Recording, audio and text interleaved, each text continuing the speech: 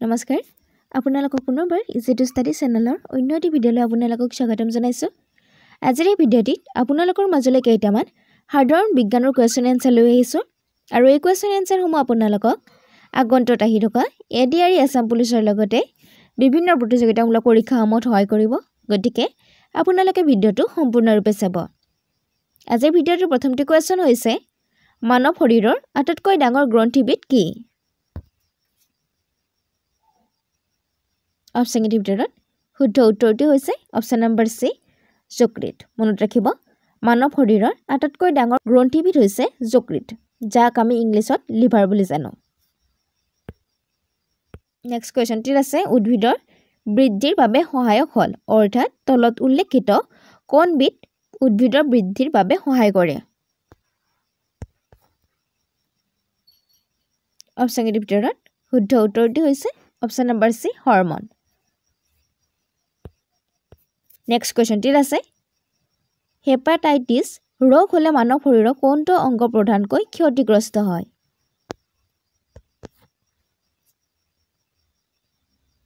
Option এটিৰ ভিতৰত শুদ্ধ উত্তৰটো হ'ব অপশ্যন নম্বৰ বি যকৃত। মনত ৰাখিব হেপাটাইটিছ ৰোগ হ'লে মানৱ শৰীৰৰ প্ৰধানকৈ যকৃত ক্ষতিগ্ৰস্ত হয়, অৰ্থাৎ লিভাৰ ক্ষতি হয়। নেক্সট কুৱেশ্যনটিত আছে ছ'ডা পানী প্ৰস্তুত কৰিবৰ কাৰণে ব্যৱহৃত গেছবিধ হ'ল, অৰ্থাৎ ছ'ডা পানী প্ৰস্তুত কৰিবৰ বাবে কোনবিধ গেছ ব্যৱহাৰ কৰা হয়? অপশ্যন এটিৰ ভিতৰত শুদ্ধ উত্তৰটো হৈছে অপশ্যন নম্বৰ চি কাৰ্বন ডাই অক্সাইড। মনত ৰাখিব ছ'ডা পানী প্ৰস্তুত কৰিবৰ কাৰণে কাৰ্বন ডাই অক্সাইড গেছ ব্যৱহৃত হয়। নেক্সট কুৱেশ্যনটিত আছে কি ভিটামিনৰ অভাৱৰ কাৰণে বেৰি বেৰি ৰোগ হয়?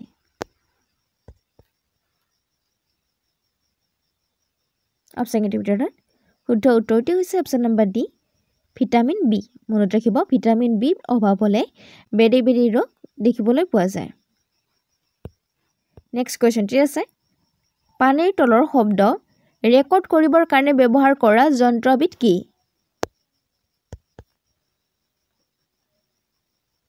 অপশ্যন এটিৰ ভিতৰত শুদ্ধ উত্তৰটো হৈছে অপশ্যন নম্বৰ চি হাইড্ৰফোন। মনত ৰাখিব পানীৰ তলৰ শব্দ ৰেকৰ্ড কৰিবৰ কাৰণে ব্যৱহাৰ কৰা যন্ত্ৰবিধ হৈছে হাইড্ৰফোন। নেক্সট কুৱেশ্যনটিত আছে শৰীৰত কিডনীয়ে কি কাৰ্য সাধন কৰে? অৰ্থাৎ কিডনীৰ কাৰ্য কি বা কাম কি? অপশ্যন এটিৰ ভিতৰত শুদ্ধ উত্তৰটো হৈছে অপশ্যন নম্বৰ বি ৰক্ত পৰিষ্কাৰ কৰে, অৰ্থাৎ কিডনীয়ে তেজ চাফা কৰে। নেক্সট কুৱেশ্যনটিত আছে কি বিষয়ৰ অধ্যয়নক অনকলজি নামেৰে জনা যায়?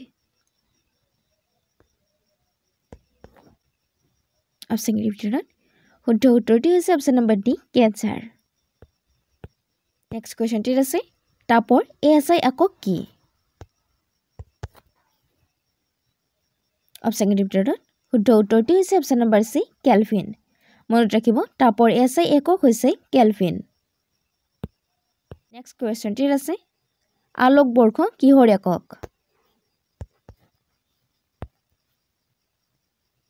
অপশ্যন এটিৰ ভিতৰত শুদ্ধ উত্তৰটো হৈছে অপশ্যন নম্বৰ ডি দূৰত্বৰ। মনত ৰাখিব আলোকবৰ্ষ দূৰত্বৰ একক।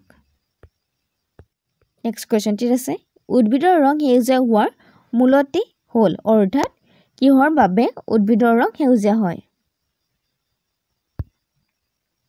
অপশ্যন এটিৰ ভিতৰত শুদ্ধ উত্তৰটো হৈছে অপশ্যন নম্বৰ চি পত্ৰসৰিত। মনত ৰাখিব পত্ৰসৰিত থকাৰ বাবে উদ্ভিদৰ ৰং সেউজীয়া হয়। নেক্সট কুৱেশ্যনটিত আছে সেউজীয়া উদ্ভিদে প্ৰধানতঃ আহাৰ প্ৰস্তুত কৰে, অৰ্থাৎ সেউজীয়া উদ্ভিদে কিহৰ সহায়ত আহাৰ বা খাদ্য প্ৰস্তুত কৰে? অপশ্যন এটিৰ ভিতৰত শুদ্ধ উত্তৰটো হৈছে অপশ্যন নম্বৰ এ পাতৰ সহায়ত। মনত ৰাখিব সেউজীয়া উদ্ভিদে পাতৰ সহায়ত খাদ্য প্ৰস্তুত কৰে। কুৱেশ্যনটিত আছে মাইক'লজিয়ে কি বিষয় অধ্যয়ন কৰে? অপশ্যন এটিৰ ভিতৰত শুদ্ধ উত্তৰটো হৈছে অপশ্যন নম্বৰ চি ফাংগি। নেক্সট কুৱেশ্যনটিত আছে মোক পৃথিৱীৰ বাহিৰত থিয় হ'বলৈ এডোখৰ ঠাই দিয়া, মই পৃথিৱীখন দাঙি ধৰিম, এই কথাষাৰ কোনে কৈছিল? অপশ্যন কেইটাৰ ভিতৰত শুদ্ধ উত্তৰটি হৈছে অপশ্যন নম্বৰ চি আৰ্কিমিডিছ মনত ৰাখিব মই পৃথিৱীৰ বাহিৰত থিয় হ'বলৈ এডোখৰ ঠাই দিয়া মই পৃথিৱীখন দাঙি ধৰিম এই কথাষাৰ আৰ্কিমিডিছে কৈছিল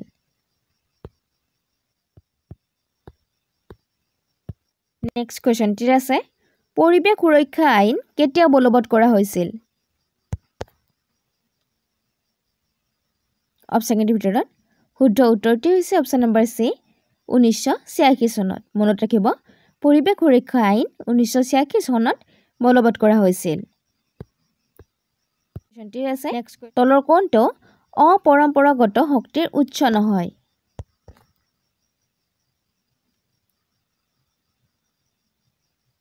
অপশ্যন কেইটাৰ ভিতৰত শুদ্ধ উত্তৰটি হৈছে অপশ্যন নম্বৰ ডি বিদ্যুৎ শক্তি মনত ৰাখিব বিদ্যুৎ শক্তি অপৰম্পৰাগত শক্তিৰ উৎস নহয় নেক্সট কোৱেশ্চনটি আছে পৃথিৱীৰ মুঠ জল সম্পদৰ কিমান শতাংশ বিশুদ্ধ পানী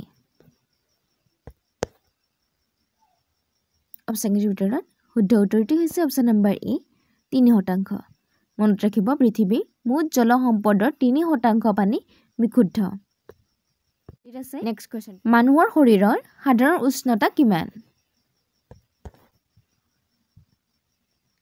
অপশ্যন কেইটাৰ ভিতৰত শুদ্ধ উত্তৰটি হৈছে অপশ্যন নম্বৰ এ 36.9 ডিগ্ৰী সেলসিয়াছ মনত ৰাখিব মানুহৰ শৰীৰৰ সাধাৰণ উষ্ণতা হৈছে 36.9 ডিগ্ৰী সেলসিয়াছ নেক্সট কোৱেশ্চনটি আছে কোন গৰাকী বিজ্ঞানী এক্স-ৰে আৱিষ্কাৰ কৰিছিল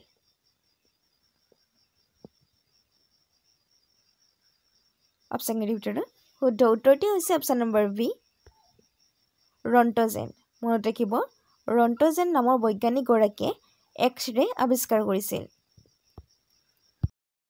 নেক্সট কোৱেশ্চনটি আছে ইণ্ডিয়া ইনষ্টিটিউট অফ এষ্ট্ৰফিজিক্স ভাৰতবৰ্ষৰ কোনখন চহৰত অৱস্থিত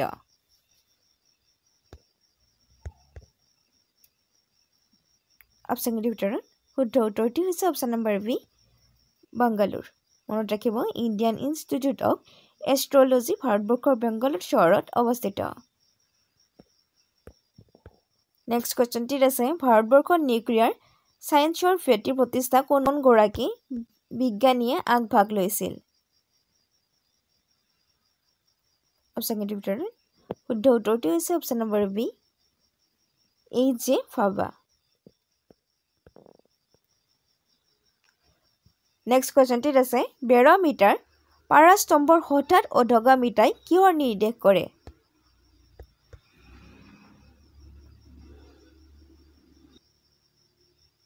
অপশ্যন কেইটাৰ ভিতৰত শুদ্ধ উত্তৰটি হৈছে অপশ্যন নম্বৰ এ ধুমুহাৰ মনত ৰাখিব বেৰমিটাৰৰ পাৰাস্তম্ভৰ হঠাৎ অধগমিতাই ধুমুহাৰ নিৰ্দেশ কৰে নেক্সট কোৱেশ্চনটি আছে কসমোলজি হৈছে এক প্ৰকাৰ ডেছ অধ্যয়নৰ সৈতে জড়িত